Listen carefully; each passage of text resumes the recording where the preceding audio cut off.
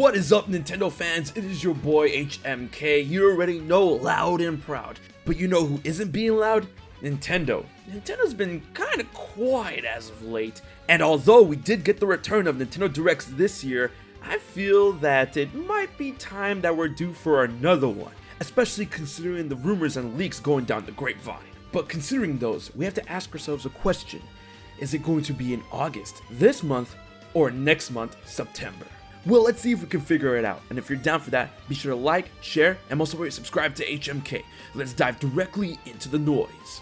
While it can go either or, especially from what we see with the leaks and rumors, I personally believe that the next Nintendo Direct could be coming in September. While I would love for it to be in August, I think September will be a better bet, considering a number of reasons. There are a couple of leaks and rumors going around that we might get an indie showcase, a Nindies Partners showcase this month when it comes to a Nintendo Direct, as it seems that Nintendo really doesn't have a first-party title lined up for release this month. But despite that, that doesn't mean that they're not pushing a certain game for this month. And when I mean a certain game, I mean No More Heroes 3.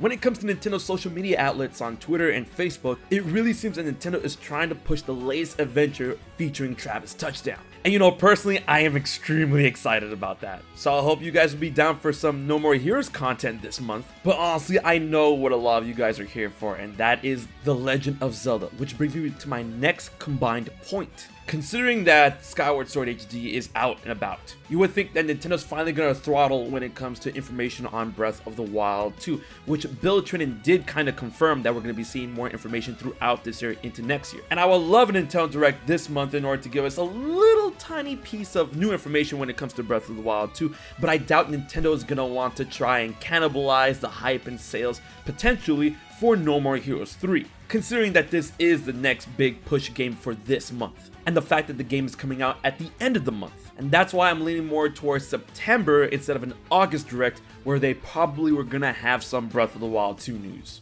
A little trailer, some info, it doesn't matter because whatever we get is honestly gonna outshine the hype of No More Heroes 3. And when it comes to the rumor side of things, Insider Samus Hunter seems to be a little wary if we're gonna get Breath of the Wild 2 news in any type of bulk, other than a small piece of news or confirmation that we're gonna see more later in the year, possibly the Game Awards, which I would definitely put money on, but why not both? Especially considering that Nintendo is constantly using Breath of the Wild 2 footage when it comes to promoting the Nintendo Switch OLED model. Seems kind of fishy to me. So what I would like when it comes to Breath of the Wild 2 in terms of any type of announcements or news at a possible September Direct is maybe a piece of official artwork.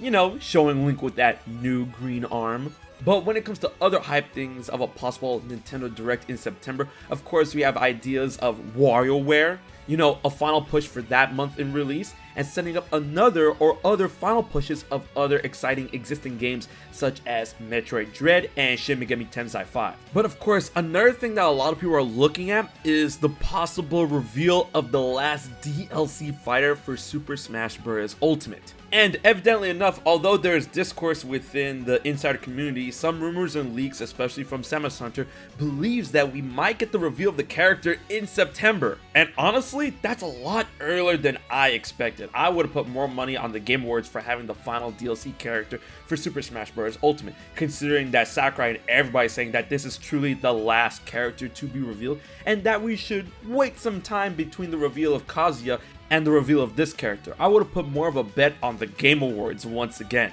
Which is funny when you think about how the characters are spaced, since we got Sephiroth revealed at last year's Game Awards and we only got Paramithra and Kazuya revealed between. But this whole situation casts a little bit of self-doubt in which, does Nintendo know that the last character will either generate a certain amount of hype or a certain amount of hate, and that's why they're keeping it away from the Game Awards? because considering that both Joker and Sephiroth's two gigantic reveals in Smash Bros. DLC history were revealed at the Game Awards, those are some pretty big shoes to fill. So that is something to consider. When it comes to a Smash character getting revealed in September, the last Smash DLC character, I don't want to press X to doubt. Another huge thing we have to look forward to when it comes to a September Nintendo Direct is the Hyrule Warrior's final DLC pack reveal in terms of a new story.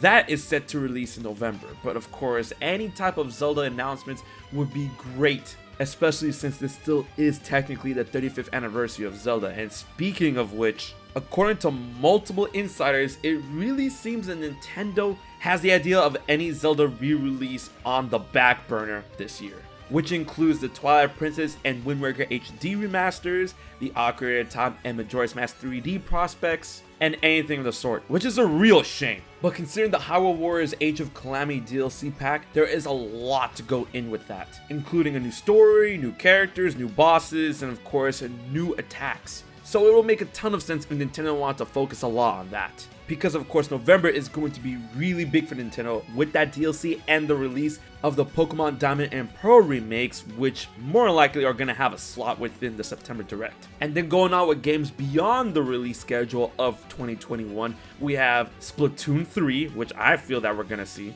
especially considering the possibility of the game being a spring release. We have the mysterious project that Monolith Soft has been working on, which I believe could be Xenoblade Chronicles 3, but it could be something completely different. Apparently, rumor has it that the game is incredibly far in development, entering the final stages of the game creation. And of course, the coin flips that are Bayonetta 3 and Metroid Prime 4. But all things considered, I believe that September is going to be a very safe bet for a gigantic Nintendo Direct in order to push the remainder of the games coming out this year and give us a nice glimpse into 2022 that E3 only was the beginning of. But I want to know what you guys think. Do you think we're going to get a Nintendo Direct this month or next month? And what do you guys want to see at that Nintendo Direct? And honestly, for a Smash character being revealed, the last Smash character being revealed in September, I want to go with the bet that Game Awards will be a lot safer. And that's with the hope that the DLC is going to end off with a bang. So if that got you hyped and you enjoyed the video, please like, share, most importantly subscribe to HMK for more Nintendo content every week. Big thanks to my Patreon supporters for helping making this video happen. If you want to find out how you can support HMK for just $1 a month, check out my Patreon info in the description box below, and be sure to check out my Twitch to know when I go live with the hyped, awesome content. Alright guys, until the next video, this has been your boy HMK, and I'll check you guys later.